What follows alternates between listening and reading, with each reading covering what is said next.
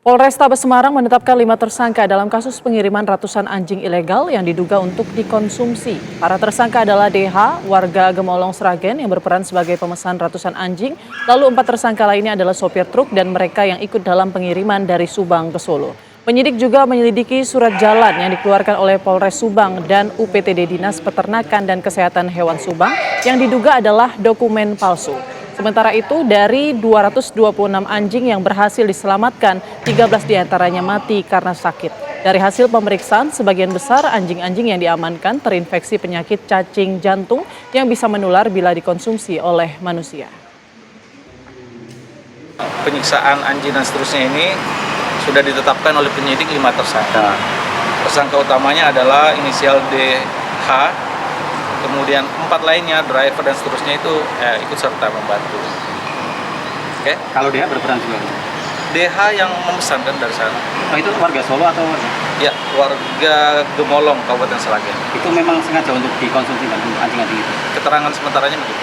Kalau ini Sebelumnya, pengiriman ratusan ekor anjing yang diduga hendak dijagal untuk dikonsumsi berhasil digagalkan oleh aparat kepolisian dibantu aktivis pecinta hewan di gerbang tol Kalikangkung, Semarang, Jawa Tengah. Dari pemeriksaan sementara, ratusan anjing itu hendak dikirim ke Solo dari Subang, Jawa Barat. Kepolisian dibantu warga berhasil menggagalkan pengiriman ratusan ekor anjing yang diduga hendak dijagal untuk dikonsumsi.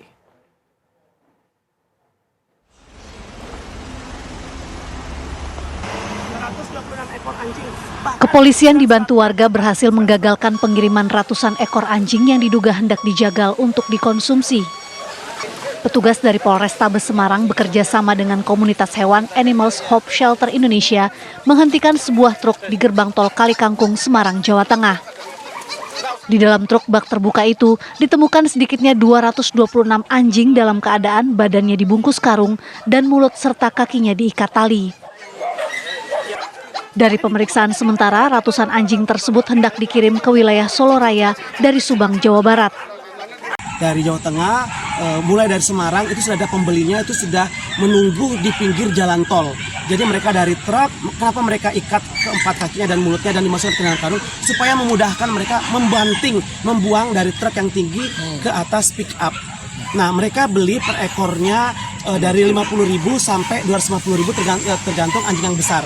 50.000. Nah, sampai di Solo Raya mereka jual ke pedagang-pedagang yang menjual yang menjual menu daging anjing ini seharga 38.000 per kilogram. Sekarang naik lagi jadi 40.000 per kilogram.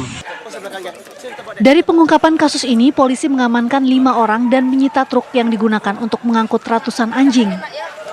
Atas perbuatannya, para pelaku bisa dijerat dengan pasal 89 Junto pasal 66 huruf A ayat 1 Undang-Undang tentang Peternakan dan Kesehatan Hewan dengan ancaman hukuman 5 tahun penjara.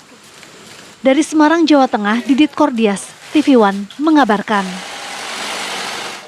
Ada sejumlah dampak buruk pemirsa dari mengonsumsi daging anjing. Salah satunya bahaya terbesarnya adalah penyebaran rabies pada hewan dan manusia. Berikut informasi selengkapnya.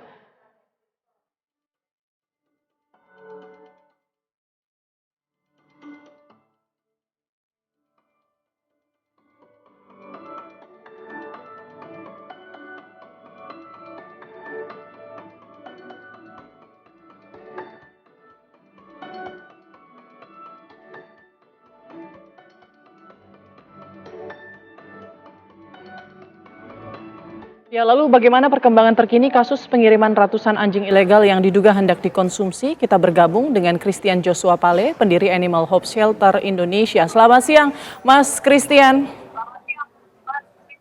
Selamat siang, Kak. Apa kabar? Baik, alhamdulillah. Sebelumnya saya ucapkan terima kasih ya, Mas. Saya terharu dengan aksinya Mas Joshua yang berhasil menggagalkan pengiriman anjing ilegal tersebut. Tapi saya pengen tahu bagaimana awal mulanya Mas Christian bisa tahu adanya aksi pengiriman ataupun juga penjagalan anjing-anjing tersebut, Mas?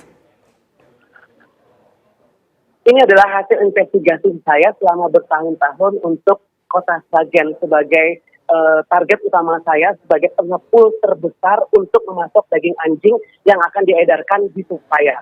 Nah, kebetulan pada tanggal 23 Desember tahun lalu, 2023 lalu, saya ada dapat laporan dari netizen saya, dari follower saya di Instagram, itu adanya truk putih yang bermuatan ratusan ekor anjing dalam keadaan mulut terikat dan keempat kakinya terikat dimasukkan ke dalam karung yang akan dibawa dari Jawa Barat ke Solo, Jawa Tengah.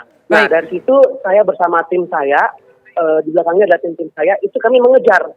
Saya sendirian dengan satu saya, kami mengejar sampai ke Sragen. Dan puji Tuhan, di situ saya langsung berada sendirian tempat markasnya mereka yang satu kampung ini ada sekitar 6 orang pengepul daging anjing untuk dipasok ke Solo Raya sebagai konsumsi dari untuk diolah menjadi makanan di warung-warung yang menjajakan menu daging anjing di Kota Solo Raya. Baik, Mas Christian, mohon maaf mungkin mikrofonnya boleh didekatkan sedikit agar suaranya terdengar jelas. Mikrofon. Oh ya, baik. Oke, baik. berarti ini ada rumah penampungannya ya? Mereka kumpulkan dulu dari itu anjing liar atau sebenarnya anjing-anjing yang ditemukan atau ada pemiliknya yang diambil begitu saja oleh mereka? Mostly anjing curian, Kak. Dan anjing ini sangat jauh dari kata sehat. Namanya buku vaksin atau pengecekan kesehatan yang dilakukan oleh para pengepul ini, sehingga dampaknya sangat besar bagi kesehatan masyarakat yang notabene tidak memakan daging anjing. Nah, jumlah populasi yang memakan daging anjing hanya sedikit, tetapi dampak yang bisa diakibatkan sangat fatal bagi masyarakat luas yang tidak mengkonsumsi daging anjing. Oke, baik. Mungkin terakhir Mas, saat ini ratusan anjing tersebut informasinya dirawat oleh Mas Christian ya sendiri ya saat ini? Ya. Saya bersama dengan tim dibantu oleh Dinas Pertanian Semarang dan PDHI bersama dokter hewan Kota Semarang. Ini kita membahu mengecek kesehatan, dan di sini Kak, ini yang paling penting poin yang ingin saya kampanyekan, bahwa ternyata jumlah anjing yang akan dijadikan atau dikonsumsi, dijagal untuk dikonsumsi itu ternyata jauh dari kata sehat. Mereka banyak mengidap penyakit cacing jantung, dan cacing jantung ini sangat menular ke manusia. Apabila dikonsumsi dan dimakan oleh manusia, otomatis akan menimbulkan penyakit, akan memunculkan baru bagi masyarakat kita. Selain rabies ya Kak, dan juga ini yang paling penting, ini adalah momen bagi saya untuk mendesak DPR RI, tolong banget Bapak Wakil Rakyat yang ada di Senayan, supaya ayo bangun, come on, ini waktunya kalian bangun untuk segera menerbitkan undang-undang pelarangan konsumsi daging anjing.